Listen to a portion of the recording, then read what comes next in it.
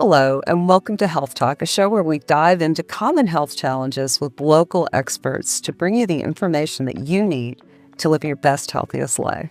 My name is Dr. Desmar Walks, family physician and local health authority for Austin-Travis County. October is National Domestic Violence Month, and today we're going to talk about trauma.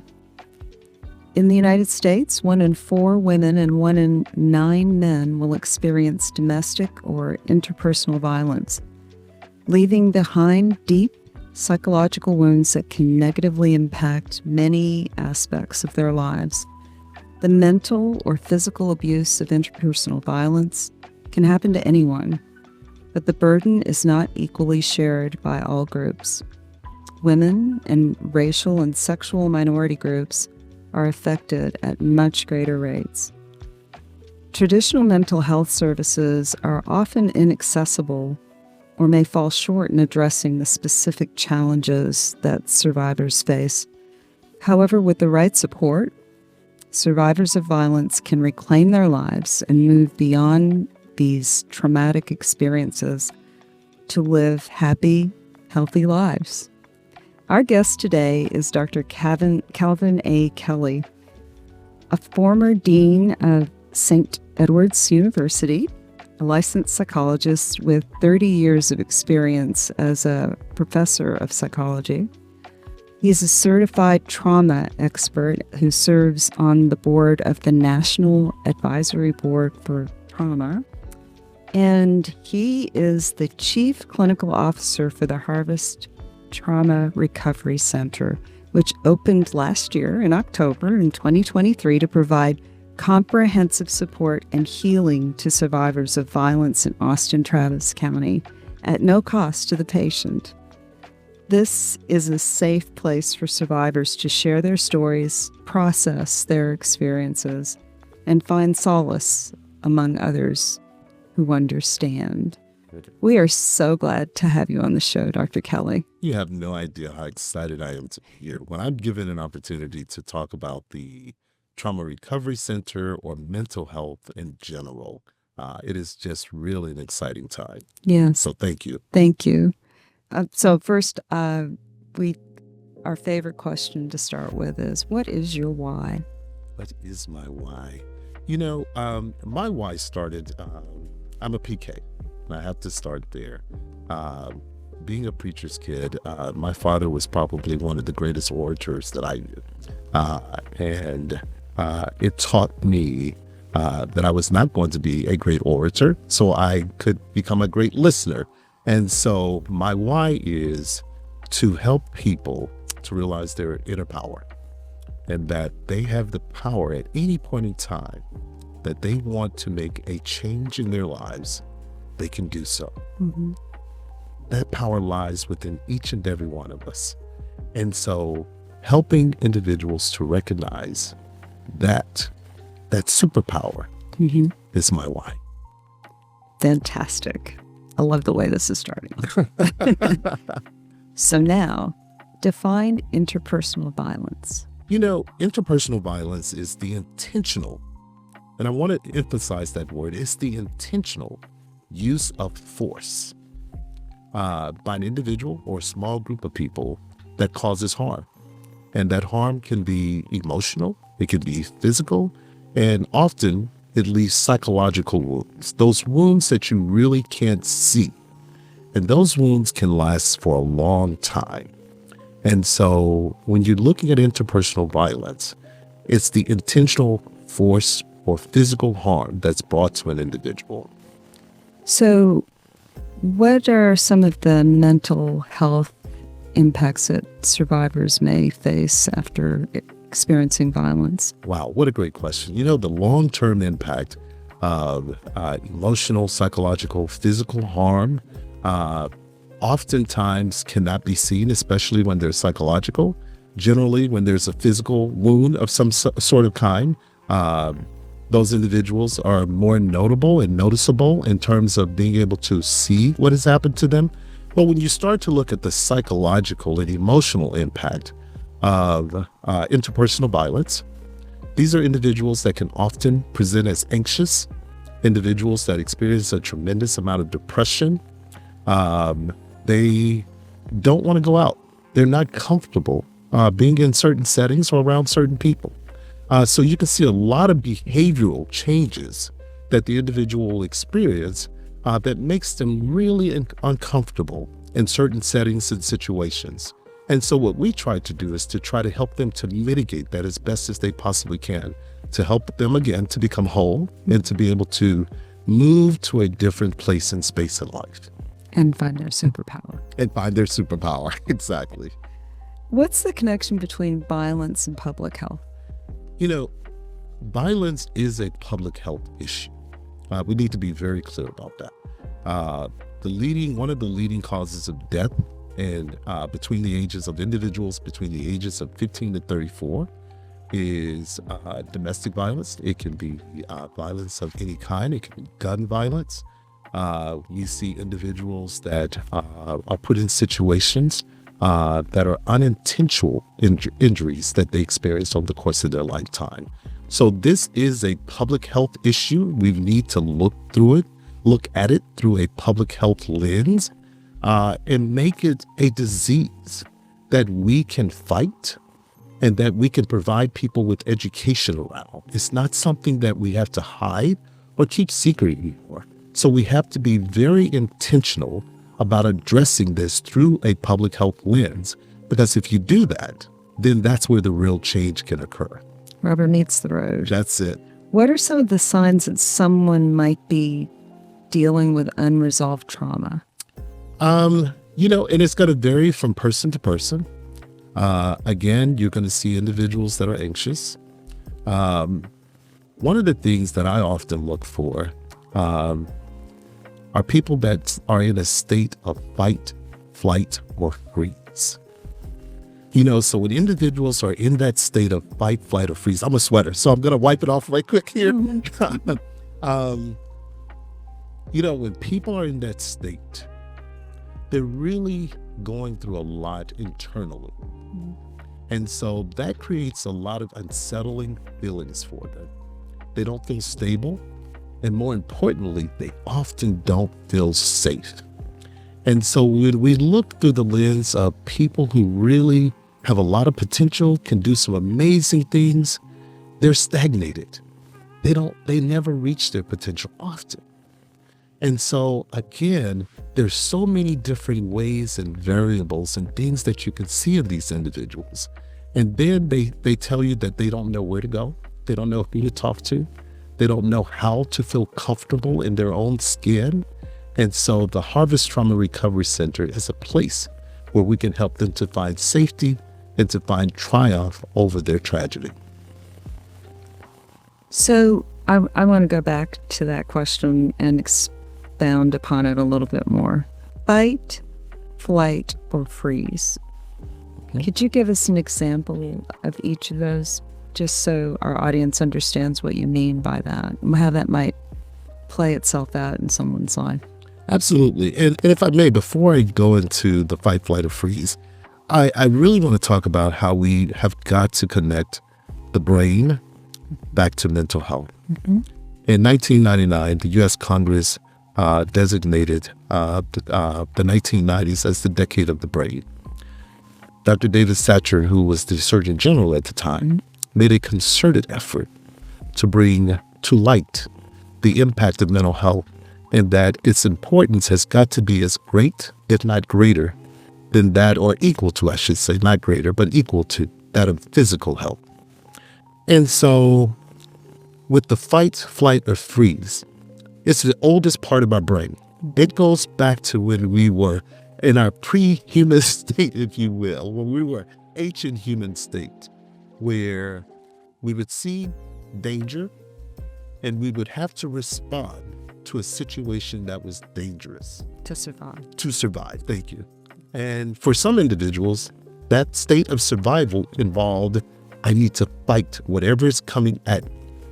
That fighting can be physical, it can be physical aggression, it can be verbal fighting, it can be emotional fighting. It's the turmoil that you're experiencing within yourself. That flight is that every time I sense something that is creating angst or anxiety for me, or something that doesn't feel safe again. Gotta get out of here. Gotta get out of here. Gotta run from it. I gotta get away. And so it's a matter of, if I find myself in a relationship that I'm feeling that is not healthy for me, or it may be healthy for me, because remember, at this point in time, when I'm experiencing trauma, my visual and verbal skills are skewed often. And so I may not be sensing things appropriately, but it's making me feel that way. And of course, the freeze is what we call the deer in the headlights. We just stop and we do nothing. And we just take it and we accept it for what it is. And that too can be harmful to an individual. I often hear people say, and you haven't asked me this, that they want to go back to what was normal. And I think as we talk about fight, flight, or freeze, we need to be very clear that we don't want people to go back to what was normal. We want them to create a new norm for themselves, because it's in that new norm that they're truly going to find, experience, and live out their true superpower. Thank you for that answer. It's a great segue into the next piece, which is, how does trauma affect relationships, or the experience of trauma affect relationships in our lives? Romantic relationships, work relationships, those kinds of things. Right. You know, the reality of the situation is childhood trauma, or any kind of trauma at any point in time, is going to often, not always, but often, have a negative impact on our relationship. It's going to heighten our senses. It's going to make us super sensitive to things that may or may not be real. It's going to put us in situations where we really want to be healthy, but we don't have the skills or the tools, because again, we became arrested in our development at some point in time, and things just stopped. And so I often work with individuals that their little person that has been hurt inside of them is trying to make adult decisions for them. And that little person can only deal with wherever it was that they got stuck. And so the information that's being processed is being processed at whatever developmental age that person got stuck at. And so when we're talking about romantic relationships, when we're talking about trying to develop romantic relationships, those things are often based on trauma bonding, where individuals are trying to bond on their respective trauma that they're bringing to the table. Not all the time, because sometimes you can have a healthy individual who's dealing with someone that has this traumatic experience. And for them, they can show them that they too can be healthy. But oftentimes, when our little person is speaking for us and is showing up for us, that is going to ruin a lot of relationships that have the potential of being healthy. Now, what I don't want people to do is to dismiss their little person. Their little person can be very helpful for them, because it can trigger and remind them of some of the trauma experiences that they've had. And so it can provide them with that information. But when I say I don't want them listening to it, is that when they're trying to make adult decisions, oftentimes that little person that's inside of us doesn't have the tools, the skills, or the resources to make the informed decisions that we're trying to make for our adult lives. And so oftentimes when it comes to romantic relationships in particular, it can get in the way of us developing those relationships in a very healthy way. How can we support people that we know are loved ones who've experienced trauma? That's a really good question. I think we have to be very clear, and we have to meet people where they are. We can't encourage people to be like us. I think we have to be able to allow them to be authentic. The first thing that I would say we have to do is to educate ourselves on what the person is experiencing. And what I mean by educating yourself, you have to ask questions. You have to be very clear. You have to be communicative. You have to ask them, what is this? Tell me more about what you're experiencing. We can't be dismissive. Being dismissive creates more fear, and it creates more stigma.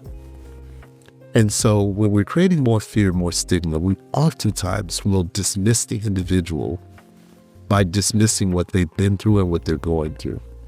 And we can't tell them, oh, what you went through doesn't matter. What we have to say is, tell me more. And more importantly, or just as important, is that we have to recognize that there are some resources out in the community. A Harvest Trauma Recovery Center being one of those. And as you said, those resources are free. Now, I know for a lot of people, access barriers, there are a number of access issues that are out there. There are a number of barriers that prevent individuals from getting help and getting access to those resources. But again, if you can go to someone and say to them, I don't want to tell you about this resource, but I want to actually take you to the resource. That what you're experiencing is just not your problem alone. That it's impacting everyone in this household. It's impacting everyone in our community. That's the public health model, right? Because we are a part of a community. And so when one person is suffering, we have to know that there are many that are suffering. And so we have to take it upon ourselves to sometimes not only tell people about resources, but actually taking people that we love, that we care for, to those resources and letting them know we're here with you. And when you talk about stigma, can you explain to our listeners ways that you see we can avoid hearing as though what we're hearing is shameful? Because I think people sometimes feel ashamed to go and speak to somebody about the thing that's happened to them. You know, in certain communities, especially oftentimes in Black and brown communities, we've been taught that you don't go outside of this house and tell people what's going on. Because oftentimes some of those services have not, that said that they were there to support people, we're not there to support people. We've been taught that you just simply pray about it. And I'm not saying prayer doesn't work. But I'm saying that even pastors recognize that they too have limits. But oftentimes, we tell people don't cry, grow up, man up, accept whatever you're going through. And oftentimes, those words are not helpful. But what we can say is, I'm not sure what it is that you're experiencing, what you're going through. I can listen to you. But again, it's about education. There are resources, there are individuals that are out there that can help us, that this problem or this experience that you're having is not only impacting you, but it's impacting others as well. What can we do about this? What can we do to help, to mitigate, to help change whatever it is that you're going through? To break the cycle. To break the cycle.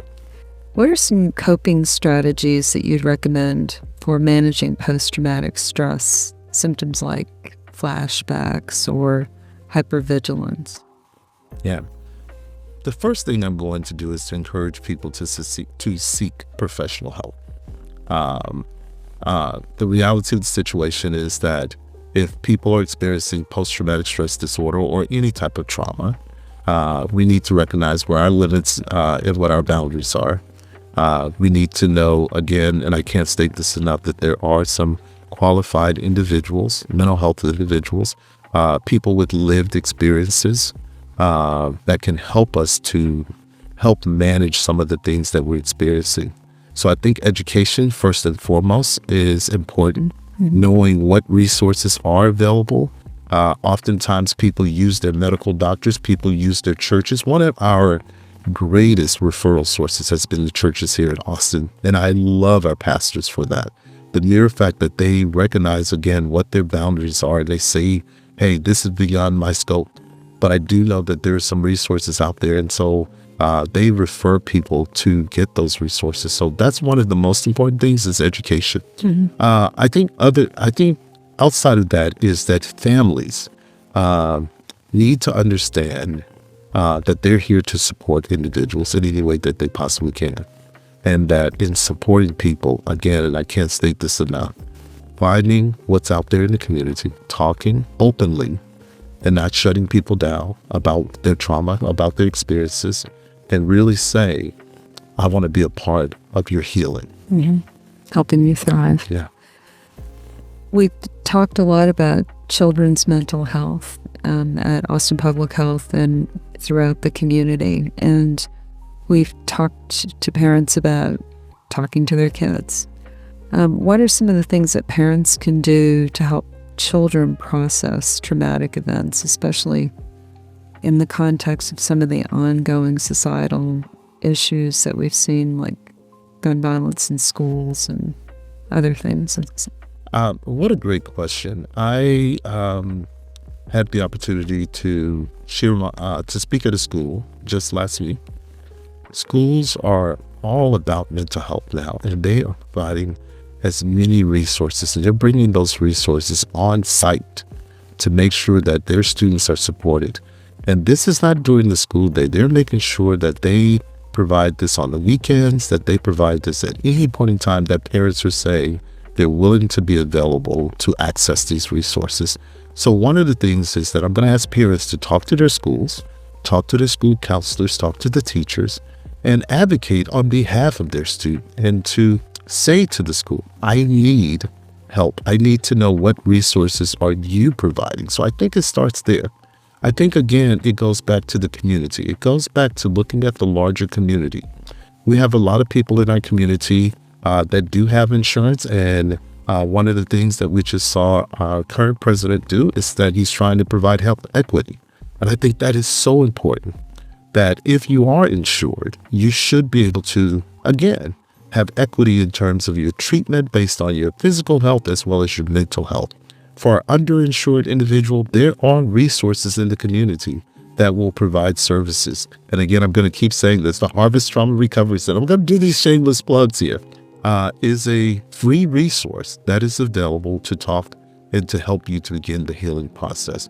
But I think it starts in the family. It starts with the communication between the child and parent, and the parent not being dismissive of what that child is bringing to them and what they're saying that they're experiencing. Having that conversation. Having the yes.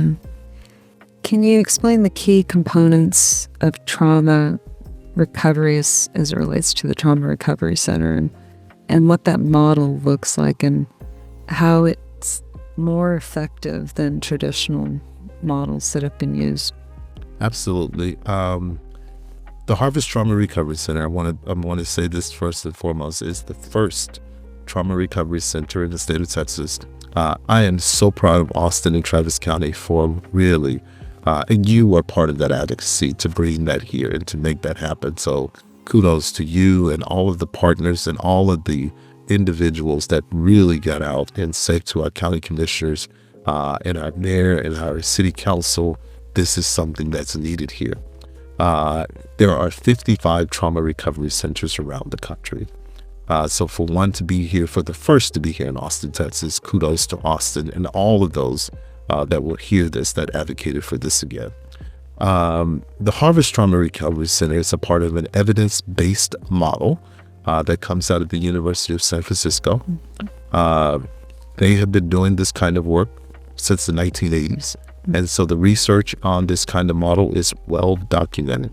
What makes it different, and I'm a person that's also been in private practice, so I buy into this model. I'm telling you, it is one of the healthiest. It has saved my own mental health. It is one of the most interesting yet evidence-based models that's out there. There are three very important components to the Trauma Recovery Center model.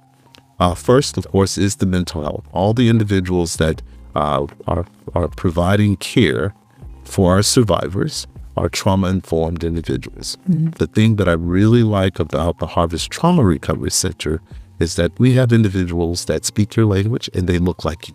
And that is so important. If you want that trust, you have to have people that are representative of the community. And that was very important to me as the chief clinical officer, to make sure that we hired clinicians, we hired case managers, and we hired individuals that represented the community.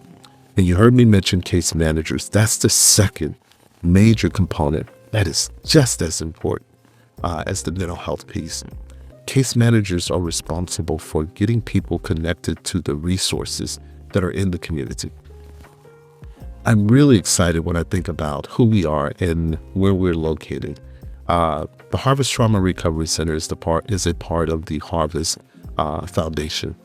And by being a part of the Harvest Foundation, what really excites me is that at 6633 Highway 290 East, we have over 31 nonprofits. We have a food bank. We have the Black Men's Health Clinic. And when you talk about the Black Men's Health Clinic, they not only provide services to Black men, they provide services to men of color. They provide services to women. And so don't let the name scare you off. Please, please, please, please. So we have medical professionals. We have our own psychiatrists in the Harvest Trauma and Recovery Center. We have a food bank. We have a clothing bank. We have a dental office. We have legal services. We have the City of Austin HR as a part of our community. And so the reason why that is so important is because individuals don't have to go all over the city, all over the county to get connected to resources. They can come to one building and they will find 90 to 95% of the resources that they need to begin the healing process. They can take care of surviving. Yes. And we turn off that survival. There it is. And we are very, when you talk about Maslow's hierarchy of needs, you can have those needs addressed in one building. One stop. That's unheard of. And so when you look at the traditional model, which is a model that I've been a part of all my life, basically as a practitioner, it is very different because as a private practice individual, it was very difficult trying to be case manager, therapist, and everything else to the individual. But now they can come to a space where we can walk them across the hall and they can meet with the case manager in real time on the same day. And they can talk about what their needs are, whether those needs are housing, food, shelter, clothing, whatever they are. And we can get them connected. If they're a member or a part of domestic violence or some type of violence, and they want to report that to someone, we can get them connected immediately. So our services are there to try to mitigate the trauma that the person has experienced and to try to provide them with a process of beginning to heal. Excellent. Who is eligible for the Harvest Trauma Recovery Center? Great question. We will work with individuals from 5 to 99. One of the criteria to be a part of the center is that you must be a recent survivor of a violent crime. And when we use the term recent, within the past 3 years, the thing that I like about our model is that we are positioned to where we're not turning anyone away. Even if individuals do not meet our criteria, do not meet our model, we're going to provide them services. We know that there are a lot of people out here that are hurting beyond those 3 years.